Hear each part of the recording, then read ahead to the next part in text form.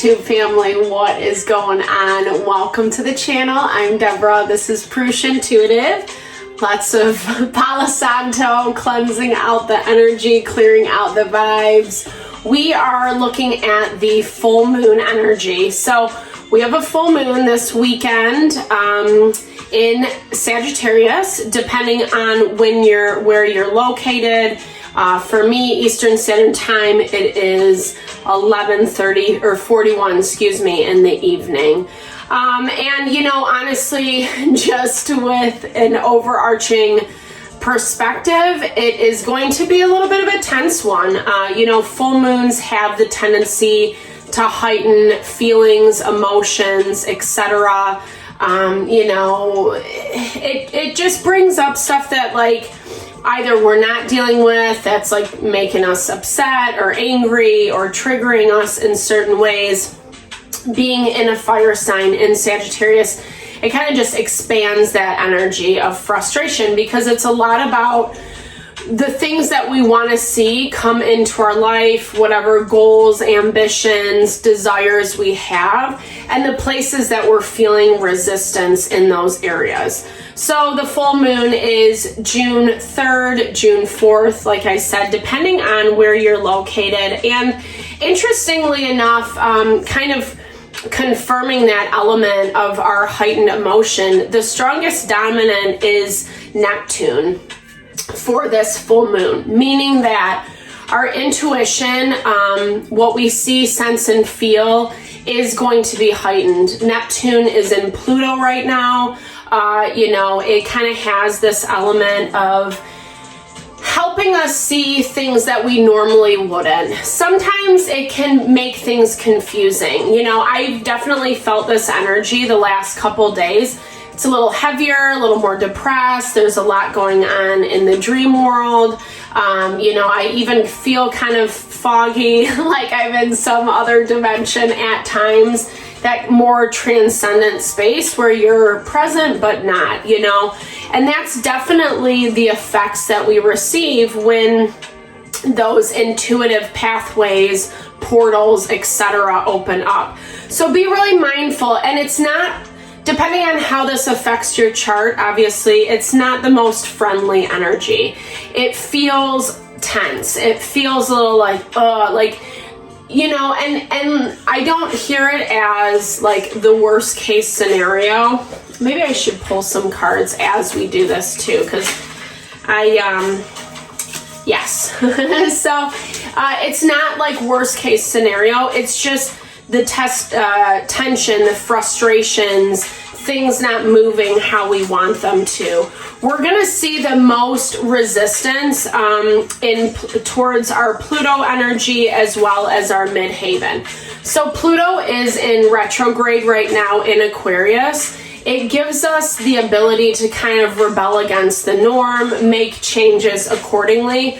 But then the things that we really, really want to work out, we're going to be super attached to. And it creates sometimes a not a realistic perspective of what the situation actually is.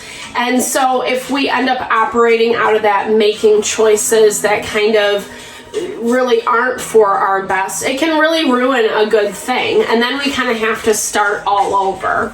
And this attaches, the midheaven is all about how we represent ourselves in front of our community, our coworkers, the people that are in environment, how we want people to see ourselves. So if the changes that we have to make are kind of against those that are in our environment, it makes it that much more difficult, right? Like we all like to be seen in a certain way. So connecting with that Mars energy. Mars is all about ambition. It is about making steps to accomplish our goals, our desires, our dreams. Right now, or during the full moon, it's going to be square to both Jupiter and the North Node. Jupiter is our fortune, our abundance. The North Node is our learning lessons in life. And so with that resistance, it's going to be really hard, you know, because to me, it's like we want to see things happen and we want to see it yesterday, right? And we don't really want to have to learn our lessons around it. So that is where what is coming up for us is really challenging us. That's where it's provoking a lot of the emotion. Like I said, we're going to feel things on a deeper level with that heightened Neptune energy. And then Mars and Mercury are the other two dominant planets that are in this full moon. So we just talked about Mars, some of the restriction that we're feeling around the work that we are doing. We feel like we deserve credit for it at this point, and it hasn't completely come in.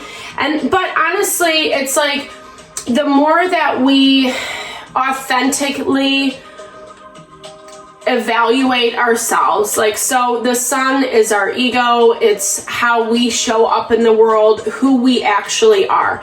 The more we represent that in an authentic and appropriate way, it's going to honor our feelings, our emotions, and it's going to honor the path that we are walking, the goals, what we have as endpoints in mind.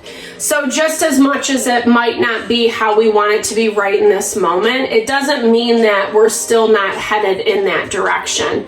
It's just more about the authenticity that's coming through with that sun and moon energy as it relates to Mars. So Mercury, it's conjunct to Uranus. So Uranus, I'm hearing this as be really careful with your words, with your language, the way that you communicate things.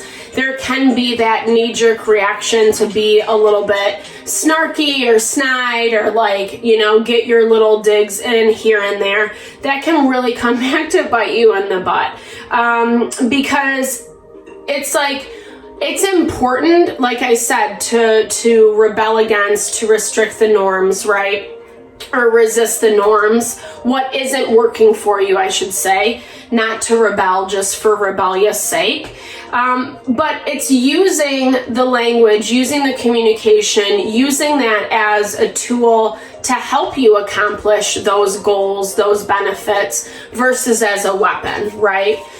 That is actually going to, again, it's confirmation that the abundance, what you're working to manifest, is going to come in that much more readily and strongly. And then you don't have to deal with all the BS, right? That's like part of the annoyance, is when we can see, sense, and feel what we're calling into our life, and we know we're going to get it eventually, but we can't bulldoze over people in our path in order to kind of accomplish those goals. And right now we're learning lessons around how we do that in life, which doesn't support us in the long run. It might feel good in the moment, but in the long run, it just makes it not fun for anyone, right?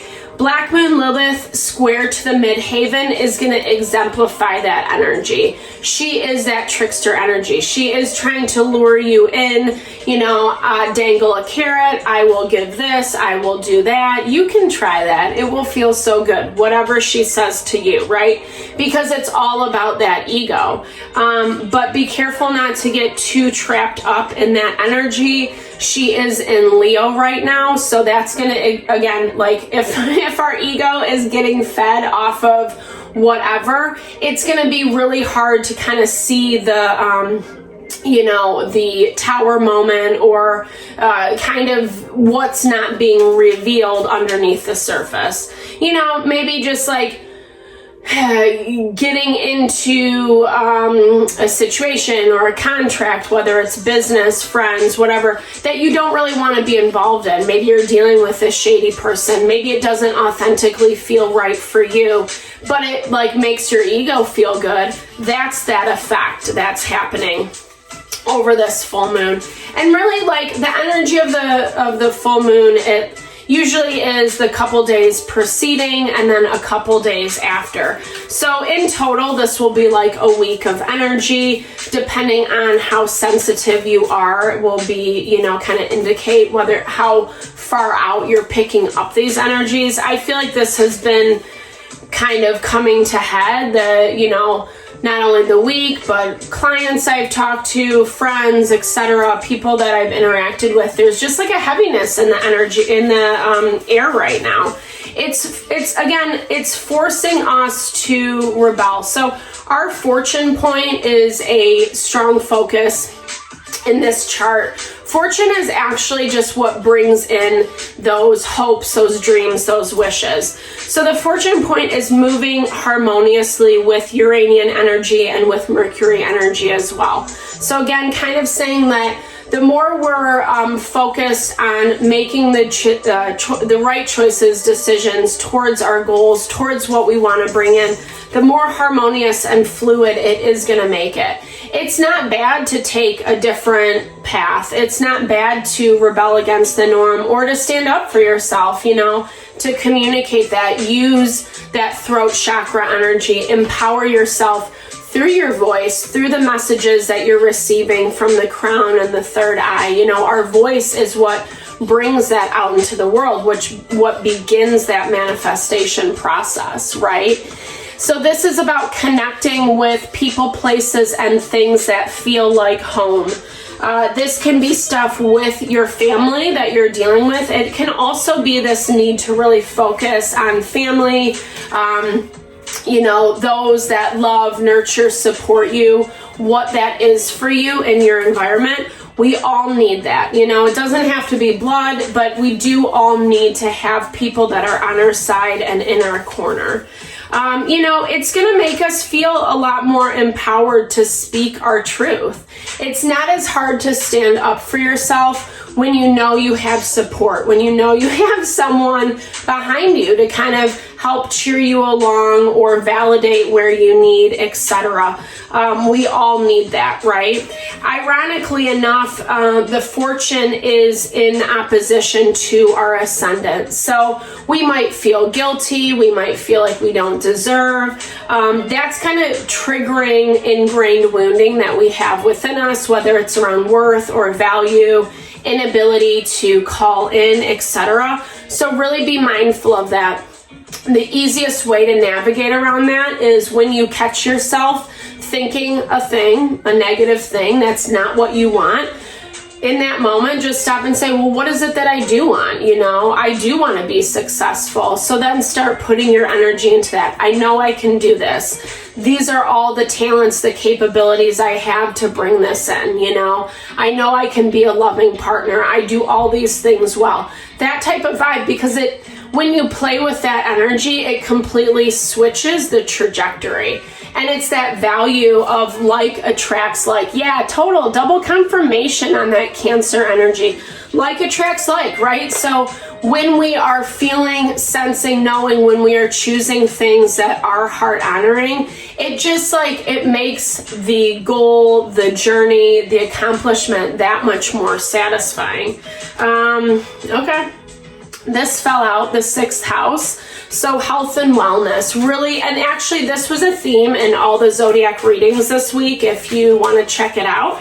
But really staying grounded and balanced, taking care of yourself, being mindful and aware of how you're communicating, not using words as weapons or being an a-hole just to be an a-hole. You know, we can all rise above, right? That type of vibe. So yeah, so overall, like I said, it's going to be frustrating because it is a lot about being a person of integrity, you know, regardless of what that means for you. It's just like not getting sucked into the emotion, not reacting out of the emotion, not letting people pull you into the drama and the BS. The 8th house is all about those changes, putting the energy. It's ruled by Pluto. We have to be really aware and cognizant with Pluto in retrograde that we are making choices that are truly what we want, not what someone else wants. Pluto in Aquarius can be really idyllic, you know, putting people up on pedestals, believing they are gods or gurus or, you know, superhuman or whatever. It's like, we all can excel at things, you know what I mean? And yeah, some people maybe have certain aspects of their life together more than others, but it's also be very careful with who you let be on that platform is what I'm hearing. Yeah, so new beginnings, start fresh. We're in Sagittarian energy with this full moon, so it's all about expansion, broadening your horizons, meeting new people, places, and things, kind of shaking up the norm, really planning for that beautiful future. I love this scenery. It makes me feel so, it's the end of summer vibes. You've had a great summer. Things are winding down, but you're still kind of having that summer fun in the air, the warm weather, the late nights, the bonfires and barbecues and friends, and just kind of when life feels really abundant. That's what this is all about. It takes work to get to that space, but you're doing it. You're learning, you're growing, you're evolving. We all have to put in the hard work, and navigating things like this full moon is one of those tests, right?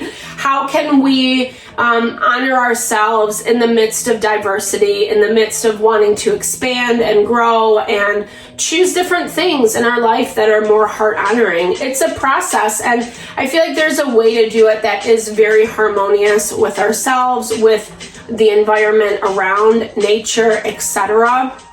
And this astrology just gives us a way to tune into those cycles and really utilize the energy for our benefit. All right, thank you so much for tuning in. I really hope this helped. I hope it helps you navigate whatever you have going on. If it resonated, big thumbs up. Drop comments below. Let's build and grow the community. I am loving making these videos, and I hope that you get something out of them as well. I appreciate all the love, sending it back your way. Thank you again.